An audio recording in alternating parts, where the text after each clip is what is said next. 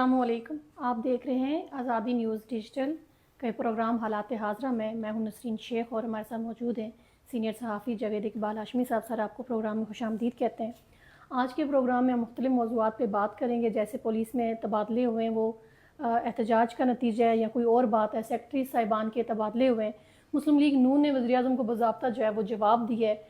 سردار میر اکبر صاحب جو ہیں وہ سپریم کورٹ گئے ہیں، اپیل کی. انہوں نے معلمین قرآن جو ہے ان کے حوالے سے حکومت جو ہے وہ سپریم کورٹ میں جو ہے وہ اپیل لے کر گئی ہے. ان موضوعات پہ بات کریں گے. ہاشمی صاحب یہ بتائیں کہ محکمہ پولیس میں جو ہے وہ تبادلے جو ہوئے ہیں بڑے پیمانے پر، یہ ہڑتال کا نتیجہ یا کوئی اور بات ہے؟ بسم اللہ الرحمن الرحیم. بہت شکریہ میڈم. پولیس میں تبادلے جو ہیں وہ یہ خلاف توقع اور غیر متوقع طور پر ہوئے ہیں. جیسا کہ آپ کے علم ہے کہ کل پولیس دربار تھا جہاں انسپکٹر جنرل پولیس نے خطاب بھی کیا ہے اور اس خطاب میں انہوں نے پولیس فورس سے اپنی ناراضگی کا اظہار کیا ہے. بنیادی طور پر یہ جو پولیس کے اندر جو بغاوت ہوئی ہے، جو ہڑتال ہوئی تھی، وہ پولیس انسپکٹر جنرل جو ہیں ان کی نااہلی کا ثبوت تھا. کیونکہ پولیس کے جو مطالبات ہیں، پولیس کے ملازمین جو ہے نا وہ ڈسپلن فورس ہے اور وہ اپنے مطالبات ایک دائرے کے اندر رہ کر ہی اپنے سینئرز کے تک پہنچاتے ہیں. تو یہ کافی عرصے سے پولیس ملازمین جو ہے نا اپنی بات پہنچانے کی کوشش کر رہے تھے. عرصے سے جو ہے نا پولیس دربار نہیں ہوا تھا، اور جب دربار نہیں ہوگا تو پولیس کے مطالبات آگے کیسے پہنچیں گے؟ اور جب بات آج سے آگے بڑھی تو ملازمین جو ہے نا وہ ان کو ہڑتال پر جانا پڑا. ان کی ہڑتال کی حمایت نہیں کی جا سکتی اور نہ ہی اسے درست قدم کرا دیا جا سکتا ہے. حکومت اور آئی جی نے سنجیدہ بھی تو نہیں اگر آئی جی اس کیس کو حکومت کے ساتھ اٹھاتے، یہ معاملہ حکومت کے ساتھ جو ہے نا سنجیدگی کے ساتھ اٹھاتے اور حکومت کی توجہ دلاتے جی کہ فورس کے اندر ناراضگی ہے، فورس کے اندر جو ہے نا وہ بغاوت کی سی کیفیت ہے، لیکن وہ سمجھ نہیں سکے، خود نہیں سمجھ سکے. وہ آتے اے سی گاڑی میں بیٹھ کر آتی سے دن جو ہے نا وہ کالا پار کرتے ہیں، میسج آتا ہے جی کہ انسپکٹر جنرل پولیس کراس کوالا فار اسلام آباد. اور پھر جب واپس آتے ہیں تو اگلے دن تو میسج آتا ہے جی کہ انسپکٹر جنرل پولیس کراس کوالا فار مظفر آباد. ان کی جو آنیاں جانیاں ہیں وہ اتنی زیادہ ہیں کہ ان کو یہاں فرصت ہی نہیں ہے. یہاں ان کو پتہ ہی نہیں کہ ان کی متحد فورس جو ہے اس کے مسائل کیا ہیں، اس کے معاملات کیا ہیں، ان کے کس طرح کے کس نوعیت کے معاملات کا ان کو سامنا ہے، کتنے مشکل حالات ہیں ان کے لیے. خود تو وہ تمام برات جو ہے نا ان کو ملی ہوئی ہیں. کشمیر ہاؤس میں ان کو سرکاری رہائش گاہ ملی ہوئی ہے، گاڑیاں ملی ہوئی ہیں ان کے بچوں کے لیے، ان کے بچوں کے لیے اور ان کے کتوں کے لیے بھی جو ہے نا سرکاری گاڑیاں استعمال ہوتی ہیں. مظفر آباد ہے، عالی شان محل ہے ان کے پاس. اور پولیس کی ایک پوری فورس جو ہے نا، ایک پورا کمپنی جو ہے نا وہ آئی جی کی پروٹیکشن اور ان کی خدمات کے لیے ہمہ وقت چوکس ہوتی ہے کہ ان کے ایک جنبش آبرو پر جو ہے نا احکامات کی تعمیل کے لیے پولیس ملازمین جو ہے نا وہ وقت مصروف ہوتے ہیں. جب انسپکٹر جنرل پولیس کو اتنی زیادہ مراد حاصل ہے تو انہیں تو نیچے والے معاملات کا پتہ ہی نہیں ہے کہ پولیس کا ایک کانسٹیبل جو ہے وہ کتنی مشکلات سے دوچار ہے.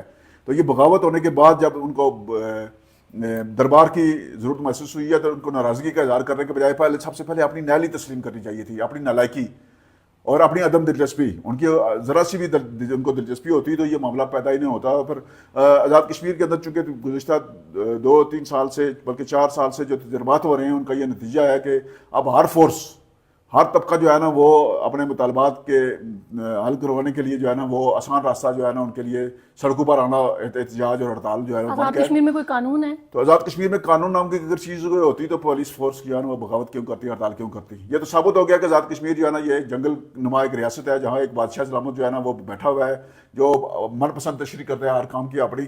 اور یہ جو بنیادی طور پر آزاد کشمیر کے اندر جو کچھ ہوا ہے یہ پچھلے 2-3 سال کے اندر، اور جب یہ پیک ٹائم ہے آزاد کشمیر کے اندر، موجودہ نظام، موجودہ حکومت، قانون، انصاف، جو کچھ ہم دعوے کرتے ہیں یہ سب اس کی نفی ہے. اب ہم اپنے آپ کو تسلی دینے کے لیے جہاں بیٹھے ہوئے ہیں، آزاد کشمیر کی جو سیاستدان ہیں، آزاد کشمیر کی سیاسی جماعتیں، یہاں کی اشرافیہ، یہاں کا مراد یافتہ طبقہ جو ہے وہ ان کو خطرات لاحق ہو چکے ہیں کہ اب لوگ جو ہے نا ان کی جو عیاشیاں ہیں ان کے متعمل نہیں ہو سکتے. تو یہ حالات تیزی کے ساتھ جو ہے نا وہ تباہی کی طرف جا رہے ہیں. متعلقین جو ہے جن کی یہ ذمہ داری ہے دیکھنا، ان کو اس طرف توجہ دینے کی ضرورت ہے. پولیس میں جو تبادلے ہوئے ہیں ہم ان کی بات کر رہے تھے کہ جب پولیس میں ہڑتال ہوئی ہے تو اصولی طور پر تو انسپکٹر جنرل پولیس کو اپنے آپ کو احتساب کے لیے پیش کرنا چاہیے تھا. انہیں فورس کے سامنے یہ ماننا چاہیے تھا کہ میں آپ کے معاملات مسائل حل نہیں کروا سکا، اس لیے میں یہ ذمہ داریاں چھوڑ رہا ہوں. تو پھر تو کوئی بات بنتی اخلاقی طور پر بھی. اب انہوں نے پولیس سے ناراضگی کا اظہار کیا جی کہ فورس نے میرے احکامات نہیں مانے. آپ نے فورس کی کون سا مسئلہ حل کیا ہے؟ فورس کے مسائل حل کیے ہیں آپ نے کبھی دیکھا ہے؟ آپ نے کبھی ریزرو پولیس کے جو لنگر ہے وہاں جا کر آپ نے کبھی کھانا کھایا ہے؟ کبھی دیکھا ہے کہ ان کو کس طرح کا کھانا مل رہا ہے؟ جہاں وہ سوتے ہیں ان کو کبھی دیکھنے کی کوشش کی ہے کہ وہ کس طرح کے بستر پر سوتے ہیں، وہ کس طرح کی گاڑیوں میں سفر کرتے ہیں؟ آپ تو خود جو ہے نا وہ سونے کی پلیٹ میں کھانا کھاتے ہیں. آزاد کشمیر کا جو علاقہ ہے اس میں آئی جی جو ہے وہ اتنا مراد یافتہ ہے، اتنا زیادہ مراد یافتہ ہے کہ تو حکومت سے ان کو مراد ملتی ہے، دوسرا محکمہ پولیس کے اندر جو ہے نا وہ ایک بڑے پیمانے پر کرپشن ہے، جس پر ہم پھر کبھی بات کریں گے۔ تبادلوں کے حوالے سے جو تبادلے جس انداز میں کیے گئے ہیں وہ کسی صورت مناسب نہیں ہے۔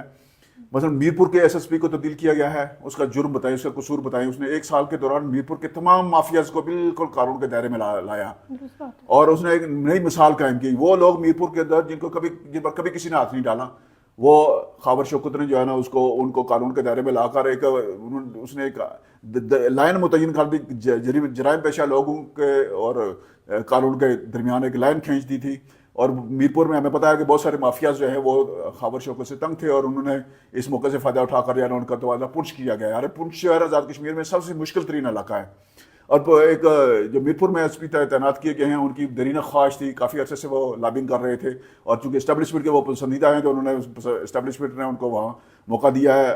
اب وہ اپنی غربت ختم کریں گے۔ پونچھ والے جو ایس پی ان کا تبادلہ کیا، پونچھ والے جو ایس پی ہیں دیکھیں مشکل ترین حالات میں پونچھ کے ایس پی نے بہترین خدمات سے انجام دی ہے، اور دہشت گردوں کا انہوں نے کلا کما کیا، وہاں مقابلہ کیا انہوں نے، اور قانون کی عملداری اور ریاست کی ریٹ قائم کرنے کے لیے پونچھ کے اندر جو اقدامات ریاض مغل نے کیے ہیں، جو اپنے محدود وسائل کے اندر رہتے ہوئے، وہ میرے خیال میں ان کو انعام ملنا چاہیے تھا، لیکن ان کو انعام یہ ملا ہے کہ ان کو ریزرو پولیس میں بھیج دیا گیا ہے۔ اسی طرح جو مثلا مظفر آباد میں بھی پولیس جو ہے ان کو ایس ٹی کیا گیا، ایس پی جو باغ والے ایس پی صاحب کو او ایس ٹی کر دیا گیا، اور جو جیلم ویلی والے ایس پی ہے اور حویلی کوٹا والے ایس پی ہیں ان کو بھی او ایس ٹی کیا گیا، جبکہ مظفر آباد، کوٹلی اور پلندری کے ایس پی جو ہے ان کو بالکل نہیں چھیڑا گیا۔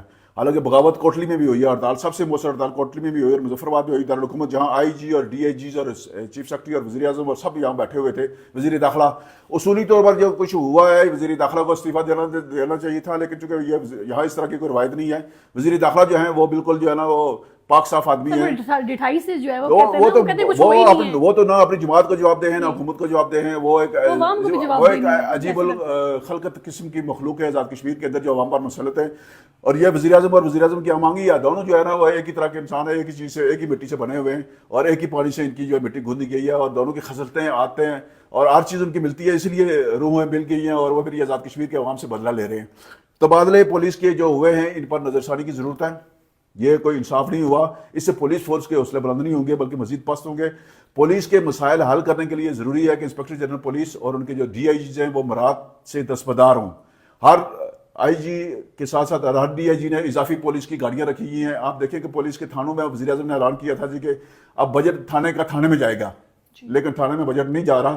ایس ایس پی کے پاس بجٹ جو ہے نا وہ پولیس والا جو متعہد ہے ایس پی کے، وہ کیسے اس کے سامنے جو ہے نا وہ یہ کہہ سکتا ہے کہ میں آپ ڈیزل پیٹرول جو ہے نا وہ یا گاڑی کی مرمتی جو ہے وہ میں آپ سے نہیں لیتا یا میں آپ کو نہیں دیتا۔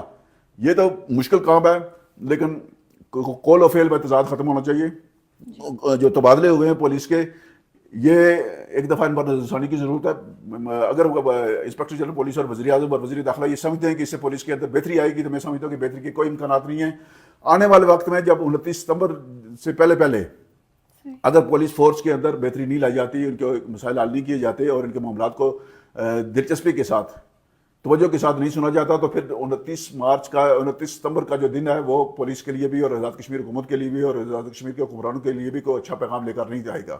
ٹھیک ہے ہاشمی صاحب، جہاں پولیس کے تبادلے ہوئے وہاں سیکٹریز کے بھی تبادلے ہوئے، سیکٹریز کی بہت ساری اسامیاں جو ہیں وہ خالی بھی ہیں، ان پہ کیوں نہیں سیکٹریز لگا دیے جاتے؟ دیکھیں یہ سیکٹریز کے جو 2-3 تبادلے ہوئے ہیں ان میں صدارتی امور کے سیکٹری ہیں ڈاکٹر ادریس عباسی صاحب، ان کو وہاں سے ہٹا کر او ایس ڈی کیا گیا ہے، اور ابھی ان کی نئی پوسٹنگ ہونی ہے۔ او ایس ڈی کر کے پوسٹنگ کیا ہونی ہے، یہ دیکھنے والی بات یہ ہے کہ ایوان صدر نے ان کی خدمات کیوں واپس کی ہیں، کیا وہ اپنے وہاں بہترین خدمات سر انجام نہیں دے رہے تھے؟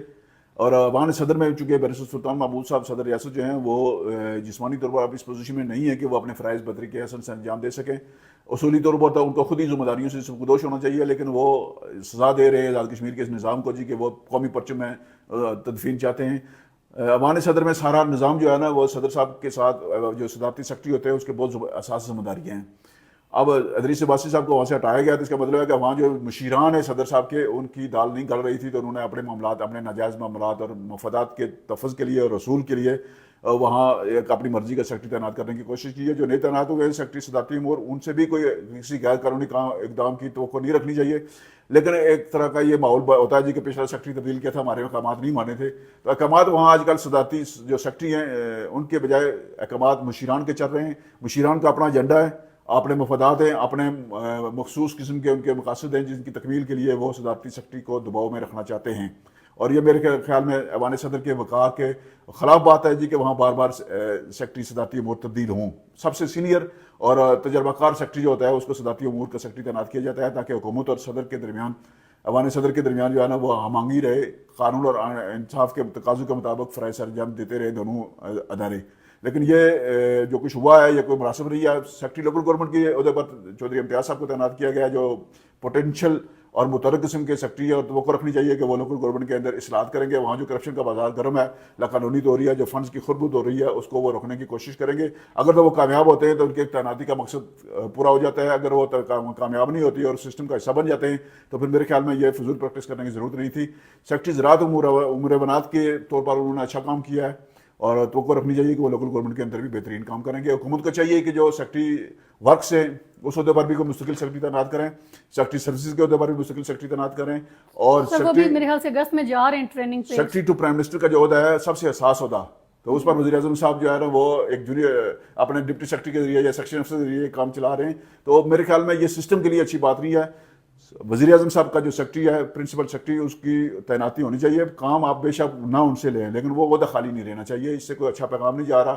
پھر بیوروکریسی کے اندر جو بے چینی ہے, انریسٹ ہے, عدم تحفظ ہے, اس کے خاتمے کے لیے کوئی مثبت اقدامات کی ضرورت ہے. سب سے پہلے جو ہے نا سرکاری ملازمین کی عزت نفس بحال کرنے کی ضرورت ہے.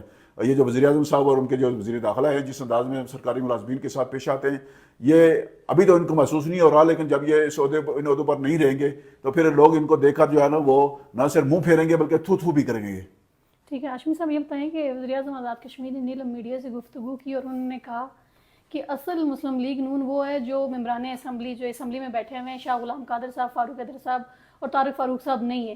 اس کے بعد مسلم لیگ نے کوئی جواب دیا ہے وزیر اعظم آزاد کشمیر کو؟ دیکھیں جی, وزیر اعظم صاحب نے اپنے دورہ نیلم کے دوران جو ہے وہ صحافیوں کے سوالات کے جواب میں یہ کہا ہے جی کہ اصل مسلم لیگ نون جو وزراء ہیں مسلم لیگ نون کے ان کے ساتھ وہ اصل مسلم لیگ نون ہے.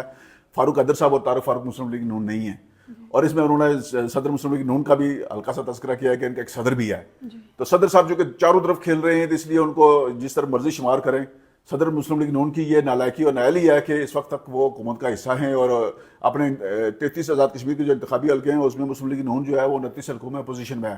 اس حوالے سے آج مسلم لیگ نون کے جو سیکرٹری اطلاعات ہیں اور سابق وزیر تعلیم ہے بیرسٹر افتخار گیلانی صاحب, انہوں نے طویل عرصہ کے بعد جو ہے نا اپنی جو بنیادی ذمہ داری ہیں بیرسٹر سیکرٹری اطلاعات وہ انہوں نے پوری کی ہیں اور ایک باضابطہ وزارتی بیان جاری کیا جس میں انہوں نے وزیر اعظم صاحب کو بڑا ٹھوک بجا کر اور مدلل جواب دیا ہے, جس میں واضح طور پر انہوں نے بتایا ہے جی کہ ہمارے جو ممبران اسمبلی ہیں پارلیمانی پارٹی ہے ان کی تعداد 9 ہے, جن میں سے جو ہے وہ 5 وزیر ہیں, 2 ایک خاتون جو ہے وہ مشیر ہیں. مہاجرین کے حلقوں سے 3 کا تعلق ہے, 2 وزیر جو ہے وہ آزاد کشمیر سے تعلق رکھتے ہیں اور آزاد کشمیر کے جو 33 انتخابی حلقے ہیں ان میں سے 29 ہمارے حلقے جو ہیں وہ اپوزیشن میں ہیں اور حکومت نے ان 29 حلقوں کو حقیقی اپوزیشن کا نشانہ بنایا ہے. وہاں ترقیاتی فنڈ سے لے کر تقرریاں, تبادلے اور دیگر معاملات میں مسلم لیگ نون کو اپوزیشن کے طور پر ٹریٹ کیا گیا ہے. اور مسلم لیگ نون کے جو وزراء ہیں جن کو وہ اپنی اصل مسلم لیگ نون قرار دے رہے ہیں وزیر اعظم صاحب, وہ وزراء جو ہیں وہ مسلم لیگی کارکنوں کا بوجھ نہیں برداشت کر سکے, ان کی شکایات کا ازالہ نہیں کر سکے ہیں, ان کے معاملات حکومت تک نہیں پہنچا سکے ہیں. اس لیے 29 حلقے جب اپوزیشن میں ہیں تو پھر 4 حلقوں کو حکومت کے اتحادی نہیں قرار دیا جا سکتا. اور ان وزراء کو از خود جو ہے نا اب غیرت کا مظاہرہ کرتے ہوئے حکومت سے نکل جانا چاہیے, چونکہ مسلم لیگ نون کے کارکنوں کے اندر یہ شدت کے ساتھ یہ احساس پایا جاتا ہے جی کہ یہ جو حکومتی وزراء ہیں یہ امراض یافتہ ہیں, یہ اپنے ترقیاتی فنڈز لے کر اپنے مفادات لے کر جو خاموش ہیں اور مسلم لیگ نون کے نام پر ان کو ووٹ ملے ہوئے ہیں, میاں نواز شریف کے نام پر ان کو ووٹ ملے ہوئے ہیں اور یہ اقتدار میں جا کر مسلم لیگ نون کو بھول گئے ہیں. آج جو جواب دیا ہے بیرسٹر افتخار گیلانی صاحب نے, میرے خیال میں اس جواب کے بعد جو ہے نا حکومت کو اطمینان ہو جانا چاہیے.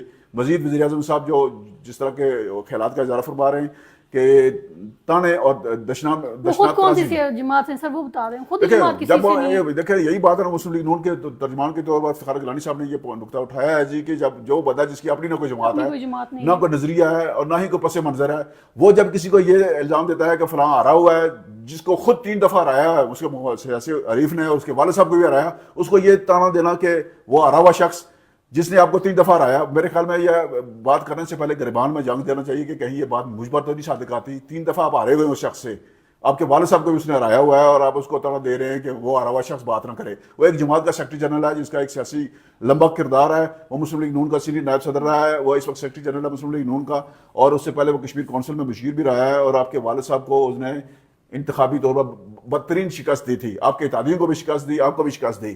اور اب آپ جو ہے وہ اسٹیبلشمنٹ کے قدموں پر بیٹھ کر جو ہے نا الیکشن جیتے ہیں. آپ اقتدار میں آتے ہیں تو چور دروازے سے آتے ہیں, رات کی تاریکی میں آتے ہیں, اور آپ لوگوں کو جو ہے نا وہ بھاشن دیتے ہیں بڑے حاجی ثناء اللہ بن کر.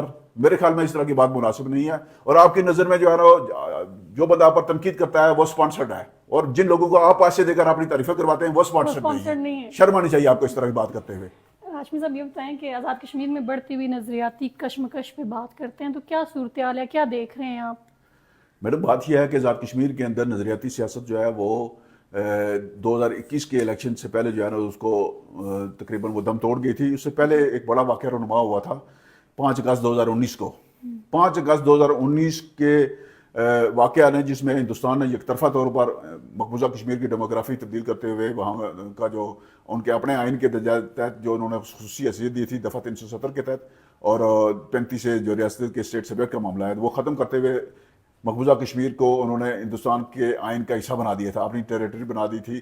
تو اس کے بعد پھر کشمیری عوام نے اس عمل کو توقع تھی کشمیریوں کو جی کہ پاکستان کی جو حکومت ہے اس وقت کی وہ کوئی رد عمل دے گی, لیکن انہوں نے کوئی رد عمل نہیں دیا, بلکہ خاموش رہنے کا کہا. بلکہ اس وقت کے وزیر اعظم نے یہ کہا کہ جو احتجاج کرے گا 5 اگست 2019 کے بھارتی اقدامات کے خلاف وہ کشمیری کا دشمن ہوگا, پاکستان کا دشمن ہوگا.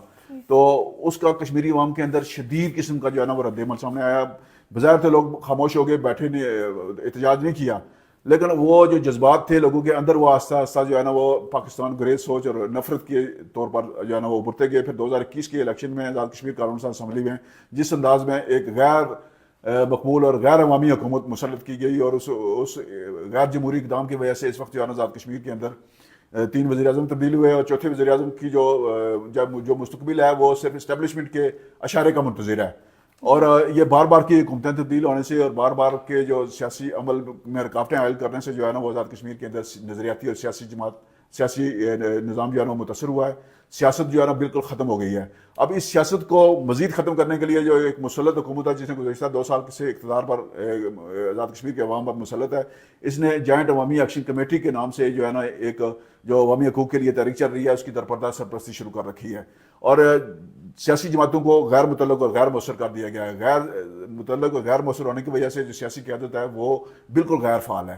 سیاسی قیادت کو آزاد کشمیر کے نظام سے, آزاد کشمیر کے معاملات سے, آزاد کشمیر کے مسائل سے بالکل الگ تھلگ کر دیا گیا ہے, جس کا نتیجہ یہ ہے کہ اس وقت آزاد کشمیر کے اندر شدید نوعیت کی نظریاتی انتشار ہے, خلفشار ہے اور کشمکش ہے. لوگ اب سوال کرتے ہیں آج جو نوجوان نسل ہے وہ پرانی باتوں پر یقین کرنے کے لیے تیار ہی نہیں ہے. وہ پوچھتے ہیں جی کہ 19 جولائی کو کیا ہوا تھا, اس سے پہلے 18 جولائی کو بھی کچھ ہوا تھا. اور اس کے بعد لوگ پوچھتے ہیں جی کہ یہ جو قراردادیں ہیں جن کا ذکر کیا جاتا ہے یہ 5 جولائی کی قرارداد جو ہے, اس کے علاوہ 13 اگست کی بھی یہ قرارداد ہے. تو جب اس طرح کے سوالات اٹھ رہے ہیں سوشل میڈیا پر, اس طرح کا سرعام ہو رہا ہے, پروپیگنڈا ہو رہا ہے, اور آپ کی طرف جانب سے کوئی روک تھام نہیں ہو رہی. آپ نے آزاد کشمیر میں طے کیا ہوا ہے جی کہ یہاں بغاوت ہو, خانہ جنگی ہو, تاکہ آپ کا کوئی اگر مخصوص مضموم ایجنڈا ہے تو اس کی تکمیل ہو سکے. تو میرے خیال میں آزاد کشمیر کے اندر اس وقت جو صورتحال پیدا ہوئی ہے یہ قومی سلامتی اور قومی مفادات کے لیے کسی صورت مناسب نہیں ہے. متعلقین جو ہیں قومی سلامتی کے ذمہ داران جو اسلام آباد بیٹھے ہوئے ہیں, انہیں آزاد کشمیر میں آزاد کشمیر کے خطے کو تجربہ کار بنانے کے بجائے اپنی اصل ذمہ داریوں کا احساس کرنا چاہیے, اور پاکستان کے قومی مفادات, پاکستان کے جو قومی معاملات ہیں ان کے تفظ کے لیے اپنا آئینی اور قانونی کردار ادا کرنے کے لیے آگے بڑھنا چاہیے. بصورت دیگر جو اس وقت حالات پیدا ہو چکے ہیں ان کے ازالے کے لیے اگلے 20-25 سال جو ہے نا وہ لگیں گے, اور 20-25 سال میرے خیال میں کوئی چھوٹا عرصہ نہیں ہے, لیکن وہ بھی اس صورت میں کہ اگر آپ کو احساس ہو جائے کہ آپ سے غلطیاں ہوئی ہیں. آزاد کشمیر کے اندر تجربہ گاہ کے طور پر جو اقدامات اٹھائے جا رہے ہیں یہ کسی صورت مناسب نہیں ہے. آزاد کشمیر میں سیاسی عمل بحال کرنے کی ضرورت ہے, سیاسی جماعتوں کو کام کرنے کی ضرورت ہے, اور سیاسی جماعتوں کو آزادانہ طور پر کام کرنے کا موقع دیا جانا چاہیے. یہ جو آپ باہر سے ایک افلاطون ٹائپ لوگ مسلط کر دیتے ہیں, اس سے آپ کے مقاصد تو پورے ہو رہے ہیں, لیکن اس ریاست کا اور پاکستان کے قومی مفادات کا ناقابل تلافی نقصان ہو چکا ہے اور مزید ہوگا. ہاشمی صاحب یہ بتائیں کہ معلمین قرآن جو 496 اسامی ان پہ بات کرتے ہیں, ہائی کورٹ نے ان کے خلاف فیصلہ دیا تھا اور سپریم کورٹ میں اپیل دائر ہوئی ہے, اور سپریم کورٹ میں جو اپیل دائر کی ہے وہ حکومت نے کی ہے, اس پر تفصیلات بتا دیں. یہ معلمین قرآن کی جو اسامیہ ہیں یہ سابق وزیر اعظم سردار تھرمین الیاس خان صاحب نے ان کو اپ گریڈ کر کے ان کو باعزت اور باوقار کام کے طور پر جو ہے نا مستقل کرنے کا حکم دیا تھا، اور اس پر بھرتیوں کے لیے انہیں موقع نہیں ملا تھا. بعد ان کے جانے کے بعد جو بھرتیاں ہوئیں وہ خلاف میرٹ بھرتیاں ہوئیں. وہ ثابت ہو گیا جی کہ میرٹ کے تحت بھرتیاں نہیں ہوئی، اور ہائی کورٹ نے یہ 496 اسامی پر جو لوگ بھرتی ہوئے تھے ان کی بھرتیاں کالعدم قرار دے کر میرٹ پر 89 بھرتیوں کا احکامات جاری کیے تھے. اور 496 جو ملازمین ہیں ان میں سے کچھ لوگوں نے ذاتی حیثیت میں پرائیویٹ طور پر جو ہے سپریم کورٹ میں اپیلیں دائر کی تھی، اور اب جو ہے نا حکومت نے اس حوالے سے جو ہے نا اپیل دائر کی ہے سپریم کورٹ میں. اور حکومت کا سپریم کورٹ میں جانا ہائی کورٹ کے فیصلے کے خلاف یہ ثابت کرتا ہے کہ جو بھرتیاں ہوئی تھیں وہ خلاف میرٹ ہوئی تھیں اور اس میں حکومت شامل تھی. اب یہ توقع رکھنی چاہیے کہ سپریم کورٹ جو ہے نا اس کیس کا میرٹ پر فیصلہ کرے گی، چونکہ پہلے ہی سپریم کورٹ کی حکم پر جو ہے نا یہ ہائی کورٹ نے فیصلہ دیا تھا جی کہ یہ ایک ماہ کے اندر جو ہے نا آپ اس کو معاملے کو یکسو کریں.